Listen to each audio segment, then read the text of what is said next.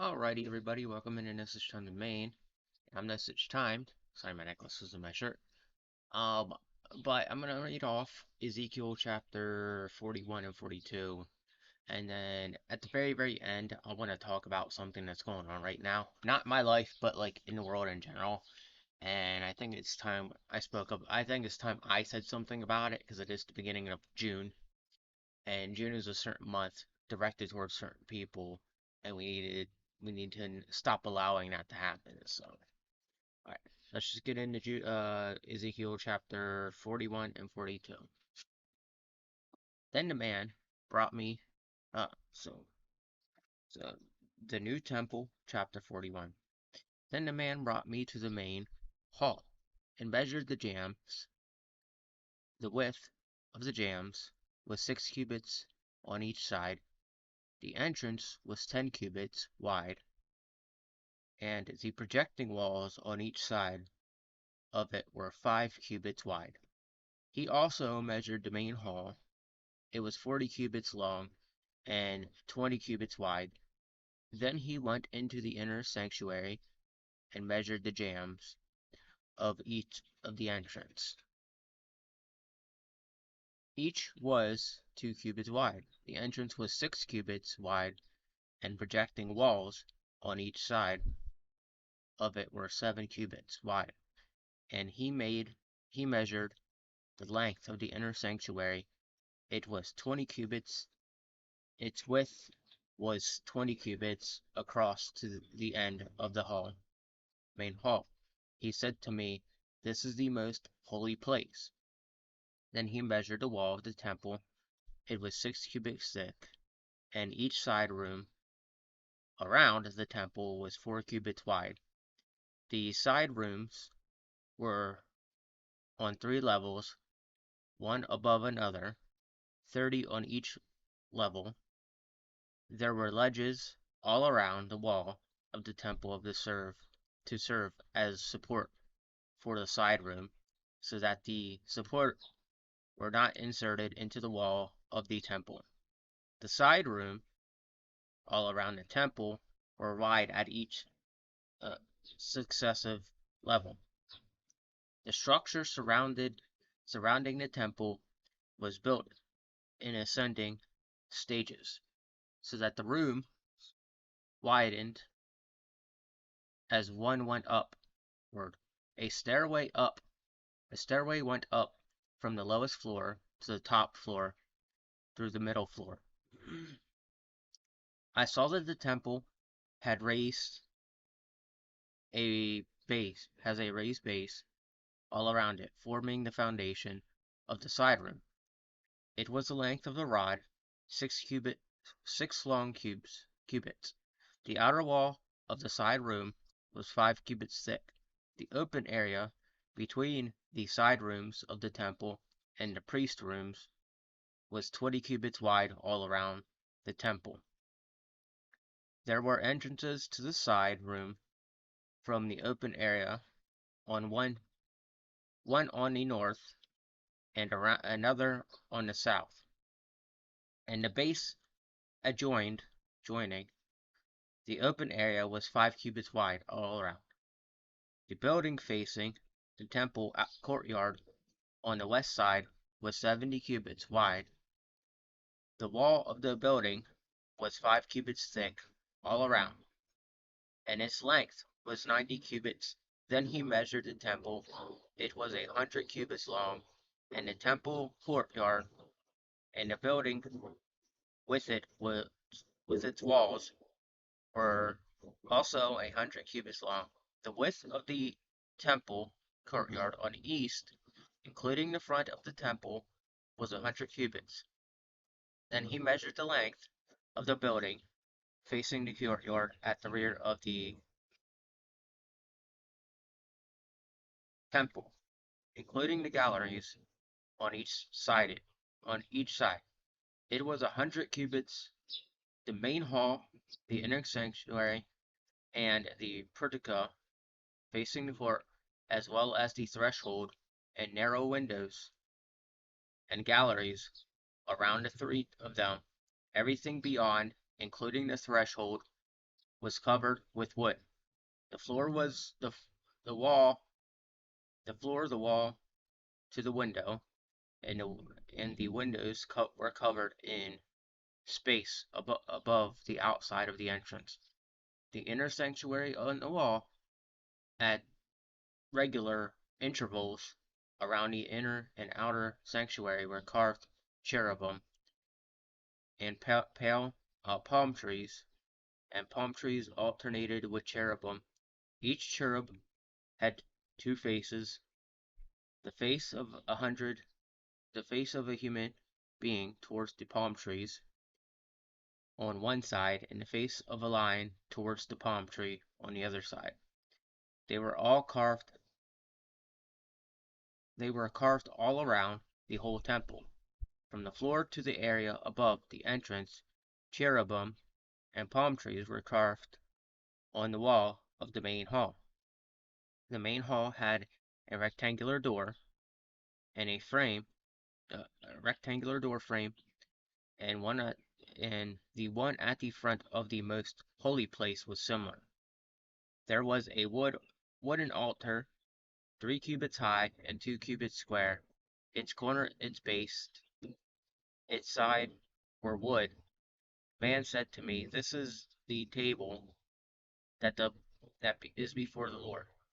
Both the main hall and the most holy place had double doors. Each door had 2 leaves, 2 hinged leaves for each door, and on the doors of the main hall were carved cherubim. The palm trees, like those carved on the wall, there was a wooden hangover on the front of the protocol. On the side wall of the protocol were narrow windows with palm trees carved on each side. The sides of the temple also had overhangs. So yeah, he's talking about what they're gonna do to build the temple, and what give us an example of what it looks like. Again, I mean, it sounds like they're just doing reconstruction on it, but it could be some sort of destruction that happened to it throughout the time he was like explaining what he's gonna do throughout the land. Um, the Temple of God actually was built like twice in the Bible, from what I read so far, and this would be like a third time if I'm picking up and this is accurate, because there's sometimes I'm reading it and I don't, if you didn't notice for a little bit, I wasn't explaining what was going on, and now I'm explaining it to you guys. So just I don't remember it being made time before this, besides back a few books ago. But yeah, this just sounds like he wants it rebuilt. All right. The room of the priests, chapter 42. Then the men led northward into the outer court, and brought me to the opposite room, the temple courtyard, and the opposite outer wall on the north side. The building, whose door faced north, was 100 cubits long and 50 cubits wide. Both in the sanctuary, both in the section 20 cubits from the inner court, and in the section opposite the pavement of the outer court, gallery faced gallery. At 3 levels, in front of the room, was an inner passageway, 10 cubits wide and 100 cubits long. Their doors were on the north. Now the upper room were narrow, and the galleries took more space from them than from the room on the lower and the middle floors of the building. The rooms on the top floor had no pillars, as courts had, so they were similar in floor space. Then those on the lower and middle floors, there was an outer pillar to the room and the outer court. It extended in the front rooms of 50 cubits, while the row of the rooms on the side next to the outer court, was 50 cubits long. The row on the side nearest the sanctuary was 100 cubits long. The lower room had an entrance on each side as one enters them from the outer court on the south side, as along the length of the wall of the outer court, adjoining the temple and courtyard, and opposite the outer wall were rooms with a passageway in front of them. These were like the rooms on the north. They had the same length and width, with similar exits and dimension, similar to the doorway on the north were the doorways of the room of the south. There was a doorway at the beginning of the passage that was parallel to the corresponding wall extending eastward, by which one enters the room. Then he said to me, the north and south rooms facing the temple courtyard are the priest rooms, where the priests who approach the Lord will eat the most holy offering. There they will put the most holy offerings, the grain offerings and the sin offerings, and the guilt offerings, for the place in holy is holy. Once the priest enters the precinct, they are not to go into the outer court until they leave behind garments in which they minister, for these are holy. They are to put on other clothes before them. They go near the place that are for the people. When he finished measuring what was inside the temple, he led me out by the east gate and measured the area all around. He measured the east side with measuring rods. It was 500 cubits. He measured the north side. It was 500 cubits. By measuring the rod, he measured the south side. It was 500 cubits. By measuring the rod, then he turned to the west side and measured. It was 500 cubits. By the measuring. Alright. Then he turned to the west and measured. It was 500 cubits. By measuring the rod. So he measured the area on all four sides. It had a wall around it, 500 cubits long and 500 cubits wide, to separate the holy from the common. All right. So, yeah, they're still building the temple. But yeah, so I want to talk about something going on, particularly this month, that really all Christians should know is a bad month for in general. Um, but we have something called Pride Month going on. All right, now I moved to a different area, so I'm not seeing all this Pride stuff go on. But it's not, well, it might not be as bad here where I am, but there's sure, like, when I was in Florida, it was just preposterous. You would see it like everywhere, and people made it seem like it was acceptable to society. Now, as for me, I don't see this as acceptable to society.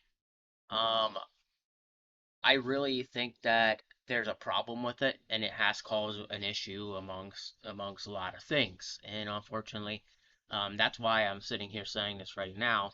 That if you're watching this video, if you're watching the full video, and you're not, you don't know that I don't accept, that I don't. If you don't understand by now that I'm not accepting Pride Month or anything of the sorts, then don't get mad at me in the comments. That's all I gotta say. Go watch a different channel that's gonna do some fake Christianity, because I'm not one of those people. I've been put through a lot of stuff by these certain individuals that they just don't seem to understand or grasp the concept of when, we're not supposed to be doing stuff like that. And there's a lot of problems where people are like making things into a acceptable thing when it's really not. It's really not. It really never will be, and it really never will be acceptable among society, in my opinion. We just made it acceptable because that's what our government says. Do I follow politics? No. Do I follow what the government says? Not naturally. I follow it enough to not get myself in trouble, arrested, but there's a lot of stuff our government does I disagree with, just like everybody else. But I don't go and vote because you know what? I'm going to say this here. The moment you vote, it's like giving your soul up to the devil. That's how I see voting. And a lot of people who have been voting, they're going crazy right now. They're going crazy over what's going on with what's going on that's Trump, and then stuff that's going on with Biden. And it's like we see this every couple years, the same exact battle. Now, after this, who knows what we're gonna see next? I'm not predicting it, but it's like every year we see these every couple years we see red versus blue. And then you take notice, you're on the internet, you take notice huge to this huge thing where people are talking about right wing, left wing, and red and blue, and it's like these are all just statements like wings of a bird, colors, you know. It's gotten to a point where it's weird and people care too much about it. So, and I really do think, that has a connection to the LGBTQ. That's why I don't support it myself. It just there's too many outlets that are connected to this one group of people that just, that they really they really have gone overboard with everything, and they really make a bigger issue than you need to. They've done some really awful things in the past few years, and that's why I'm against it. And it's like everybody that is for it is kind of like they'll attack you over it because they don't know understand how to have differences. So I am fully against Pride Month. I really don't agree with it. And I left Orlando, Florida, particularly because it was like a center point for that kind of stuff.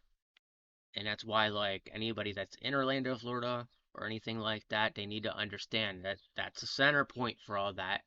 And once you step foot in there, you're making yourself susceptible to them because they think that because you live in Toontown, Disney, they think you want to be a part of them. And the reality of the truth is, I don't know how else to say it, but Orlando, Florida is one of the biggest dumpster fires on the face of the planet right now. Orlando, Florida, any big city you go to, it just has that promotion of that, and and that's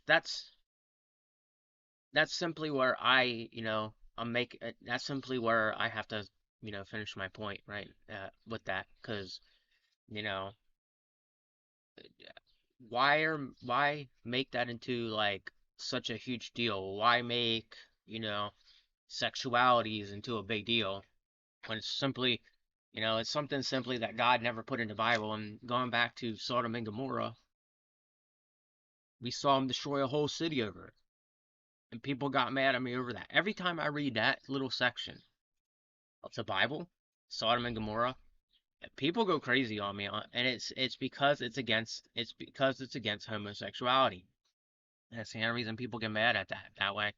And um, I've had issues where people have gotten mad at me just for reading this, and it's mostly them that get mad at me for reading this, and they don't understand that. Like, the past few days, like, if you paid attention to my videos, I've had an interruption in multiple videos this past week because I'm sitting here trying to read something, and then I have somebody come up and just interrupt the video because they're always trying to talk to me. It's like it's perfectly timed.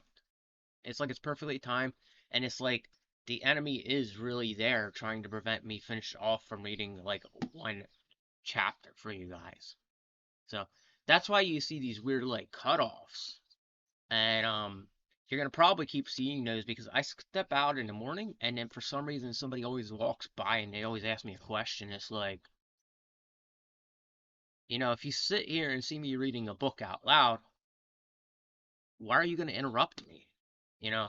So there's so much going on around me that it just attack, attack, attack. June is like one of those months that like I can feel the tension in the air because people are just so mad at me for like not being in Florida anymore and stuff like that. But I chose a better place, and I chose a place that's less focused on that, less focused on politics, because this area here, I went out to where I go, and I barely even see a political sign. I barely even see an election sign. And that's why, it was good for me to come here because I don't have to sit there and see that. People don't care about election as much here. At least I didn't run into anybody. And people actually in person aren't talking about election. I know a bunch of people. I have a bunch of people I talk to that don't say a thing about the election. So the people talking about it the most are here on the internet. And that's why we see it so much. So I just want to throw that out there. Anyway, with that said, hopefully you like this. Have a blessed day, and I'll be seeing you later. God bless.